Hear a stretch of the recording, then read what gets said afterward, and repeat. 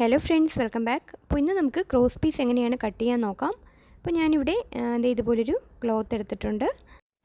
അപ്പോൾ ഇനി നമുക്ക് ഇതിൻ്റെ മാക്സിമം എവിടെയാണോ സ്ട്രെച്ച് കിട്ടുന്നത് ആ ഒരു രീതിക്ക് വേണം നമുക്ക് ക്രോസ് പീസ് കട്ട് ചെയ്തെടുക്കാൻ വേണ്ടിയിട്ടേ.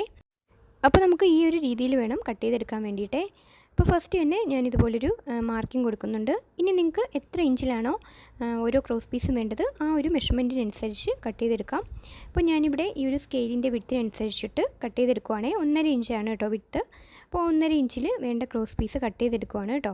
അപ്പോൾ ഇതുപോലെ മാർക്ക് ചെയ്ത ശേഷം കട്ട് ചെയ്യാം. എത്ര എണ്ണം ആവശ്യമുണ്ടോ അത്രയും നമുക്ക് കട്ട് ചെയ്ത് ജോയിൻ ചെയ്തെടുക്കാം.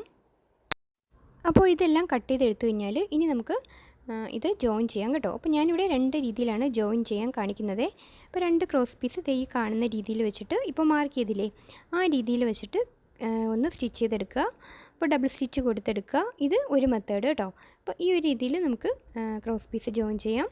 അപ്പോൾ അരികിലുള്ള എക്സ്ട്രാ ക്ലോത്ത് എല്ലാം കട്ട് ചെയ്ത് കഴിയുമ്പോൾ നമുക്ക് നല്ല ഫിനിഷിംഗ് ആയിട്ട് തന്നെ ക്രോസ് പീസ് കിട്ടും. ഇനി നമുക്ക് അടുത്ത മെത്തേഡ് നോക്കാം. 2 ക്രോസ് പീസ് നോക്കുമ്പോൾ രണ്ടിൻ്റെയും ഒരേ ഡയറക്ഷനിലാണ് കേട്ടോ ഈ ഒരു 2 ക്രോസ് പീസും വരുന്നത്. അതായത് നീളം കൂടിയ വശങ്ങൾ തമ്മിൽ ഒരുപോലെയാണുള്ളത്. ഇനി നമുക്ക് ഈ ഒരു ക്രോസ് പീസിനെ ഇതേപോലെ ഒന്ന് മാർക്ക് ചെയ്ത് കൊടുക്കാം. എന്നിട്ട് അതൊന്ന് കട്ട് ചെയ്ത് മാറ്റണം.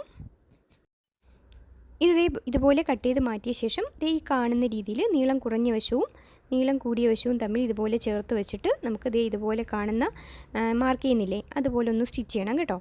അപ്പോൾ ഇത് രണ്ടാമത്തെ മെത്തേഡാണ് കേട്ടോ. അപ്പോൾ നിങ്ങൾക്ക് ഏതാണോ ചെയ്യാൻ എളുപ്പം ആ ഒരു മെത്തേഡിൽ ചെയ്തെടുക്കാവുന്നതാണേ.